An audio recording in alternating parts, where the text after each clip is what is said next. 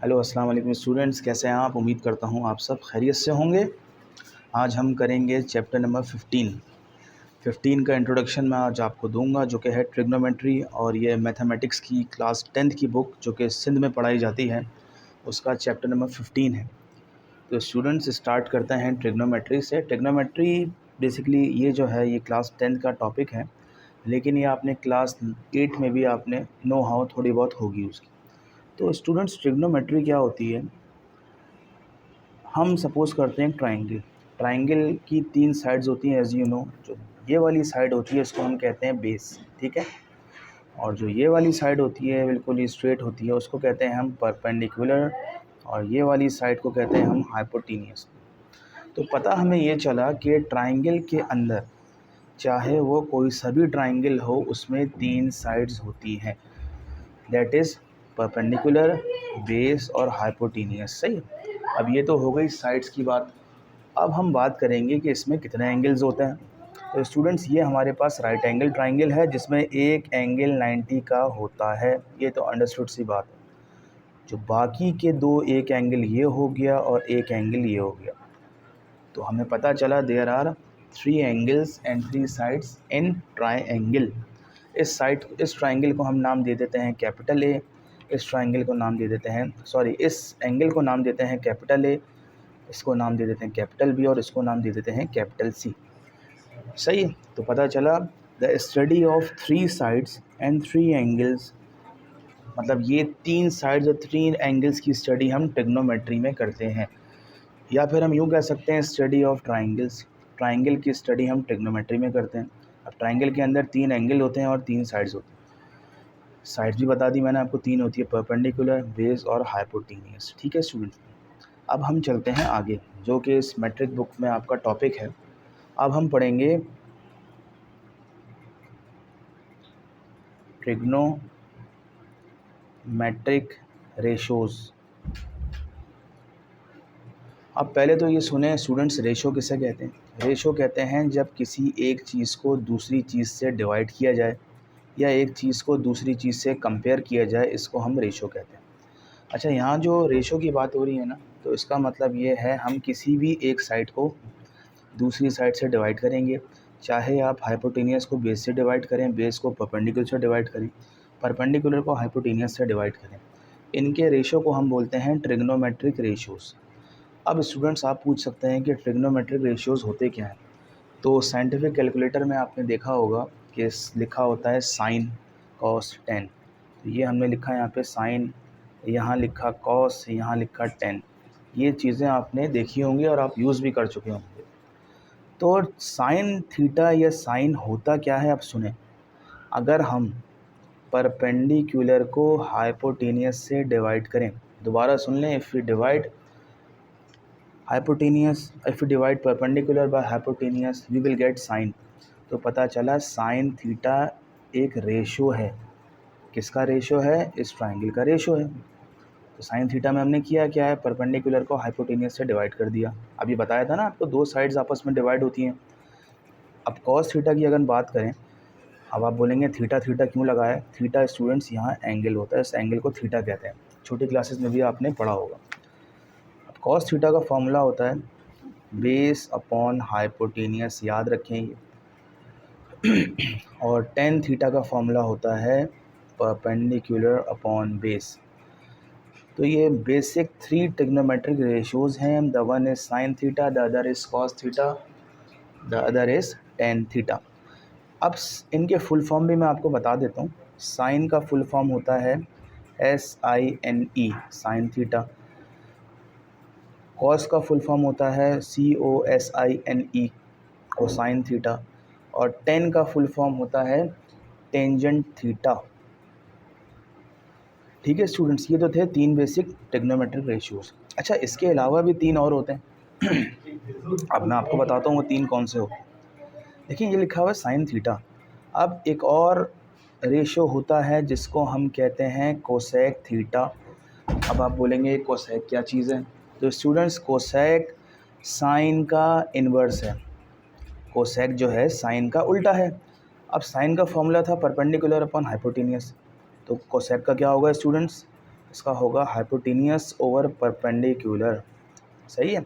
अब कॉस का क्या होगा, कॉस का इन्वर्स भी कुछ ना कुछ होगा, उसको हम कहते हैं सेक, सेक थीटा। सही है। इसका फॉर्मूला क्या होगा, कॉस का था बेस अपॉन हाइपोटेनियस, सेक का होगा हाइपोटेनियस अपॉन बेस। ठीक है स्टूडेंट्स।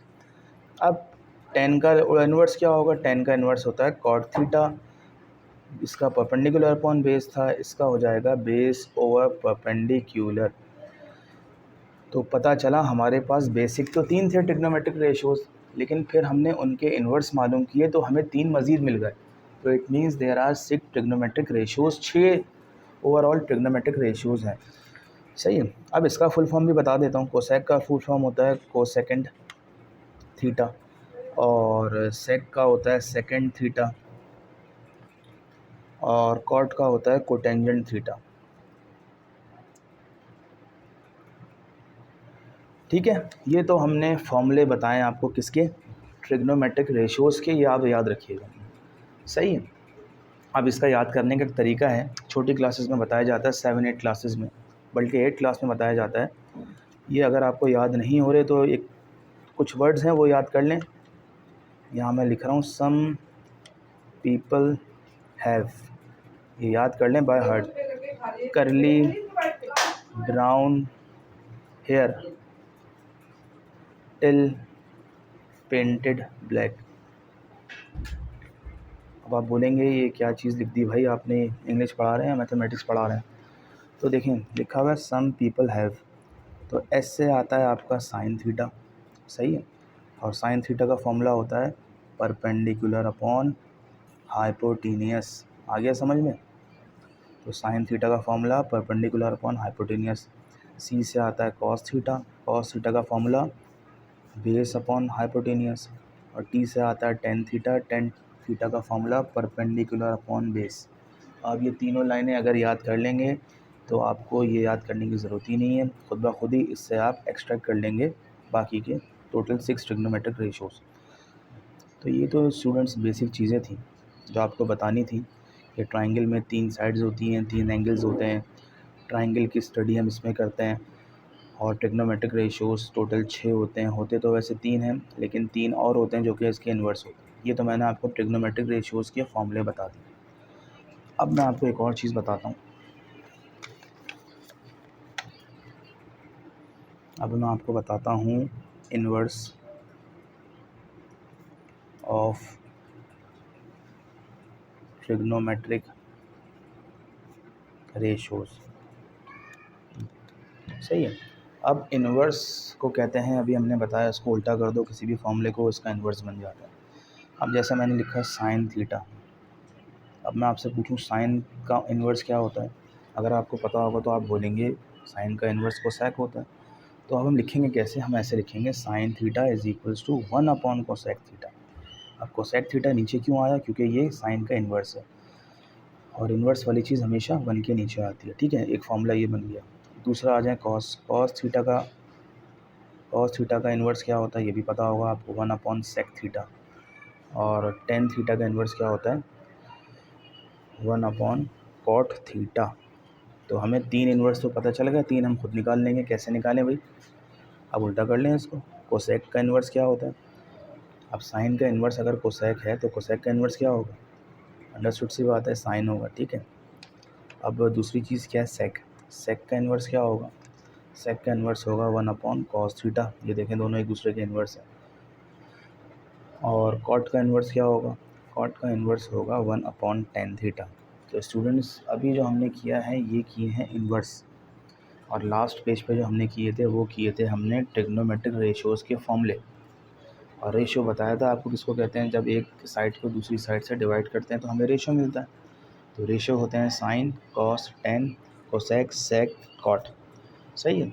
और इन्वर्स क्या होते हैं, इन्वर्स आपके सामने मैंने बता दिया, ये साइन का इन्वर्स कोसेक होता है, कोसेक का कॉस का सेक होता है, टेन का कॉट होता है, कॉट का टेन होता है, बाकी आप खुद कर लेंगे। सही है, समझ में।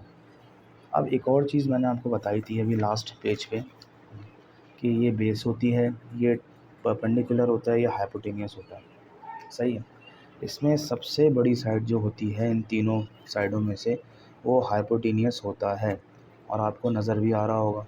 Longest side of a triangle is called hypotenuse. ठीक है, एक चीज़ तो ये हो गई, ये एमसीक्यूज़ के हवाले से याद रखिएगा। सही है। अब ये बेस हो गई, ये परपेंडिकुलर हो गया। सही है। अच्छा, ये एंगल है ना, जब हम इस एंगल से देख रहे होंगे ना इन तीनों साइडों को, देखिए एंगल के सामने कौन है, एंगल के सामने परपेंडिकुलर है। तो स्टूडेंट्स परपेंडिकुलर को और क्या कह सकते हैं, यहाँ मैं लिख रहा हूँ एमसीक्यूज़ के हवाले से, अपोजिट साइड टू एंगल, मतलब एंगल के बिल्कुल अपोजिट साइड है। सही है। What is perpendicular, the opposite side to angle is called perpendicular. सही है।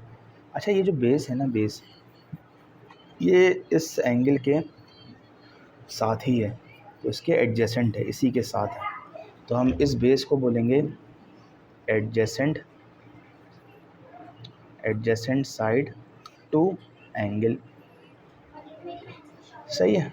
अब एक काम करें, अब देखें ये भी ट्राइंगल, ये भी एंगल है, ये भी एंगल है। अब मैं इस एंगल की बात कर रहा हूँ, इस एंगल को आप भूल जाएं। सही है। अब मैं इस एंगल की बात कर रहा हूँ। स्टूडेंट्स, जब भी आप इस एंगल से देखेंगे ना, अभी तो इस एंगल से देख रहे थे ना, तो ये बेस था, ये हाइपोटेनियस था, ये परपेंडिकुलर था। लेकिन जब इस एंगल से देखेंगे ना, तो स्टूडेंट्स आपकी बेस और परपेंडिकुलर चेंज हो जाएंगे। ये जो बेस, अब देखें, अब आप खुद बताएं, ये राइट, ये ट्राइंगल, ये एंगल है, एंगल के सामने वाली चीज़ क्या होती है, अभी आपको बताया था ना, एंगल के सामने वाली चीज़ परपेंडिकुलर होती है। तो अब तो ये एंगल है, इस एंगल के सामने वाली चीज़ ये परपेंडिकुलर होगा। स्टूडेंट्स, तो पता चला जब भी एंगल चेंज होते हैं, परपेंडिकुलर और बेस भी चेंज हो जाती है और हाइपोटेनियस कांस्टेंट रहता है। अब आप बोलेंगे हाइपोटेनियस क्यों कांस्टेंट रहता है, तो इसका जवाब ये है कि राइट एंगल के सामने वाली चीज़ हमेशा होती है हाइपोटेनियस। अब चाहे आप ये एंगल लें, चाहे आप ये एंगल लें, दोनों जगह से ये साइड 90 के सामने आ रही है, इसीलिए हाइपोटेनियस कांस्टेंट होती है। सही है स्टूडेंट्स। तो ये कुछ बेसिक चीज़ें थी जो हमने पढ़ी हैं, तो ये याद रखिएगा। अब बाकी जो एक्सरसाइज है हम स्टार्ट करेंगे नेक्स्ट वीडियो में। टिल देन, अल्लाह हाफिज़।